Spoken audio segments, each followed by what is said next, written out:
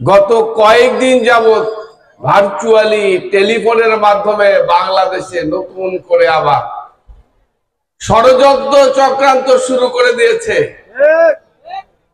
আপনারা নিশ্চয়ই টেলিভিশনে দেখেছেন, শেখ হাসিনা বলছে না যে আমি শাসন আমলে ভারতকে যা দিয়েছি,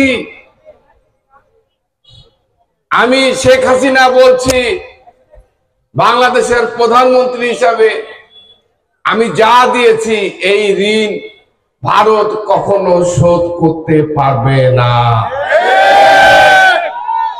আর এবার যদি শেখ হাসিনা কোনোভাবে ওখান থেকে পার হয়ে বাংলাদেশে আসতে পারে, এই বাংলাদেশ নামটা কি আর থাকবে? এই বাংলাদেশের স্বাধীনতা, সার্বভৌমত্ব এটা তো দিয়েই দিত। এই 5ই আগস্ট যদি না হতো এটা দিয়ে দিত। এবার যদি হাসিনা আসতে পারে তাহলে কি হবে? এই বাংলাদেশকে ভারতের কাছে ভারতের অঙ্গরাজ্য, অর্থাৎ এই বাংলাদেশ ভারতের অঙ্গরাজ্য পরিণত হবে। এটা কি আপনারা চান? আপনাদের পরিচয় বাংলাদেশি না আপনারা? না আপনারা ভারত হতে চান? বলেন। যদি ভারত হতে না চান, আমি আপনাদের বলতে চাই প্রিয় এই মমিনপুরের মানুষের কাছে, কারণ শেখ হাসিনা চোরের মতো পালিয়ে গিয়েছে। এই নাটোরে এক সন্ত্রাসী ছিল, আমি তার নাম বলে আমার মুখটাকে অপবিত্র করতে চাই না, আর আমি কখনো ওই নাম উচ্চারণ কখনো করিনি, করতেও চাই না। যুবদলের বিপ্লবের ঘোড়া যুবদলের সভাপতি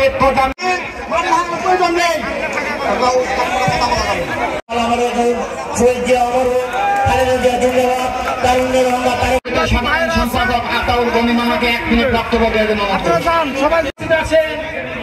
আমাদের পশ্চিম বিপ্লবের ঘুরে ইউনিয়নে কৃতি সন্তান বিগত 20 বছর পূর্বে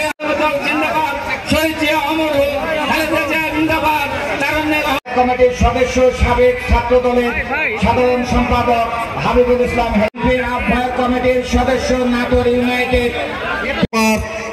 প্রধান অতিথি উত্তরবঙ্গের ইউনিয়নের কৃতি সন্তান, এই ইউনিয়নের থাকার অপচেষ্টা করে আমরা বিএনপি সবাই ঐক্যবদ্ধ থেকে ব্যক্ত করে আমি আমার সংক্ষিপ্ত বক্তব্য শেষ করছি।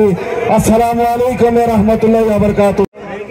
এবং কেস দিয়ে বরণ করে নিচ্ছেন প্রধান অতিথিকে। 24 ও 25-এর 5ই আগস্টের আছে স্কুলে নাই, হ্যাঁ স্কুলে যাই হোক, উপজেলা চেয়ারম্যান অ্যাডভোকেট সাখাওয়াত হোসেনকে আমি সংক্ষিপ্ত বক্তব্য দিই। আমাদের প্রিয় নেতা অ্যাডভোকেট রুহুল কুদ্দুস তালুকদার দুলু ভাই, সাবেক এমপি, সাবেক মন্ত্রী অ্যাডভোকেট আলাউদ্দিন রুহুল কুদ্দুস তালুকদার দুলু, আমাদের ঘরের সন্তান। আজকের অনুষ্ঠানে